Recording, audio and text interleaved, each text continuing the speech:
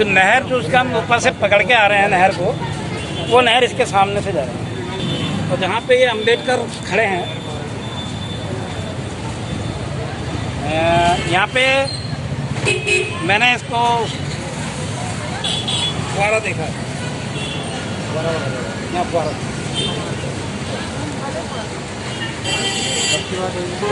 ये सन 70 से पहले, 60 से पहले तो यहाँ फुवारा था, सामने बैंक था। और मैंने जो फोटो लगाई है, जो हमारे पोस्टर में फोटो है, वो फोटो उस ज़माने की, जब घंटाघर नहीं था, यहाँ से वो फोटो ली गई। और सामने जो बिल्डिंग, जो अपना पुराना बस अड्डा है, उसके सामने जो मनसाराम की बिल्डिंग है 3 मंजिल, हाँ, वो यहाँ से क्लियर दिखता है। खंडर है, उसमें अभी लाल रंग की पुताई की है, लेकिन वो फोटो में हमने वो पुरानी फोटो लगाई है इस जमाने में, अगर आप गौर से उसको देखते हैं। और यहाँ तांगा स्टैंड, हाँ, यहाँ घंटाघर ये है, यहाँ 2 पानी की टंकी, यहाँ वो तो बाद में, वो तो 47 से पहले, 47 में भी 47, 48 तक यहाँ तांगा, यहाँ पे ये तांगा ही खड़े होते हैं, इक्का तांगा, तो उस तांगे यहाँ खड़े होते थे। अब हम जब आ रहे थे तो हमने रईसों का जिक्र किया था, बड़े बड़े दरवाजे, हाथी जाने वाले। तो रईसों में एक स्पर्धा ये होती थी कि अपने पहचान, अपने बुजुर्गों की पहचान एक ऐसी कर दी जाए कि वो यादगार के रूप में आगे याद की जाए। जैसे ताजमहल बना दिया तो जितना बड़ा आदमी उतना बड़ा उसका कुछ बनता है। लाला बलबीर न्यायाधीश हुए हैं, उस समय न्यायाधीश पैसे वाला बना दिया, वो मर गए थे।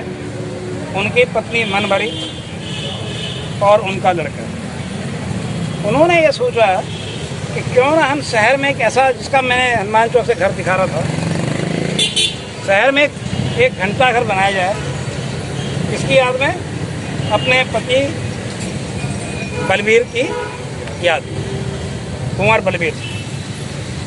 तो बलबीर कुंवर की याद में ये बनने का जिक्र आया, इसका जिक्र चला। तो उस समय यहाँ नगर पालिका के चेयरमैन थे वो, और अंग्रेजों का राज था, अंग्रेज गा रहे थे। 48 की बात है, 47 की बात। तो 47 में प्रस्ताव गया, प्रस्ताव इसका बनने का जब गया, ये ज़मीन नजूल की थी।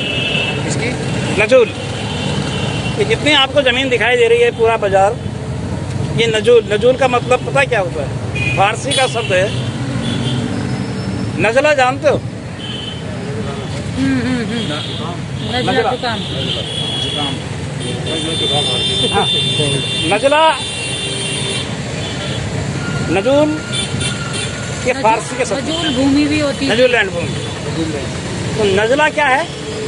ऊपर से नीचे की तरफ बहता है, उसे नजला बोल दिया फारसी में। तो अभी तक हम नजला बोलते हैं, तो नजला हो गया यार, जुकाम हो गया, लेकिन ऊपर से नीचे बहने वाले को नजला कहा जाता है। तो नजूल क्या हुआ?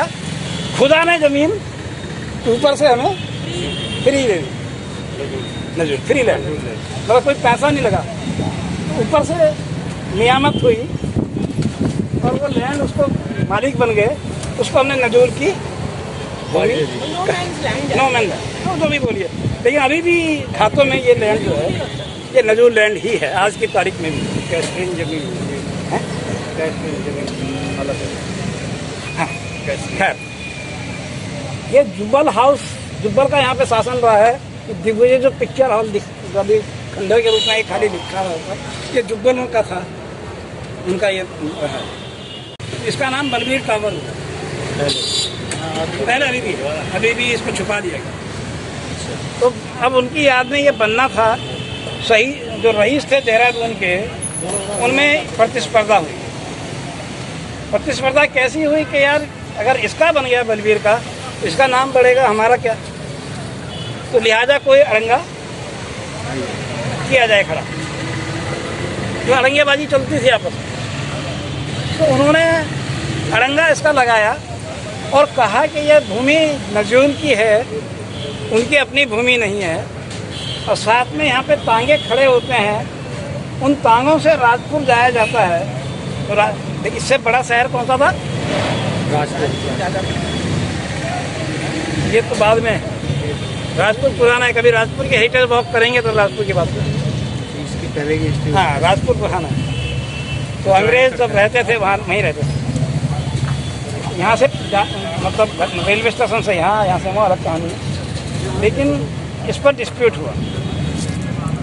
इस डिस्प्यूट के अंदर इंक्वायरी हुई। उस समय गर्ग, मुझे अभी आ जाएगा नाम ध्यान में, इंद्रेश मालूम है क्या गर्ग थे? आनंद स्वरूप गर्ग। आनंद स्वरूप गर्ग सिटी बोर्ड के चेयरमैन। आनंद स्वरूप गर्ग ये चाहते थे कि ये घंटाघर बनना चाहिए, क्योंकि ये शहर की शान बनेगी। ये आपस के झगड़े में ये ना बने, अच्छी बात नहीं। तो बलबीर टावर को चार बनेगी, टावर बने, बलबीर हो सलबीर हो से क्या मतलब। तो क्या हुआ कि अड़ंगा लगा जमीन का, तो फिर इंक्वायरी बैठी।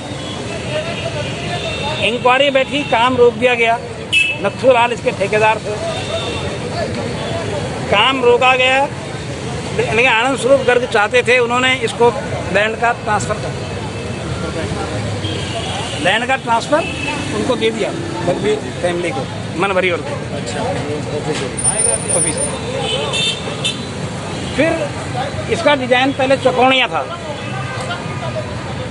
अब फिर जो है बात नहीं बनी, तो आनंद स्वरूप गर्ग ने उनके लड़के को सलाह दिया कि ऐसा है कि झगड़ा चलता रहेगा। उस समय गवर्नर यूपी जो संयुक्त प्रांत था, उसकी गवर्नर थी सरोजनी नायडू। उन्होंने कहा गया कि आप सरोजनी नायडू को शिलान्यास करवाने बुला लीजिए।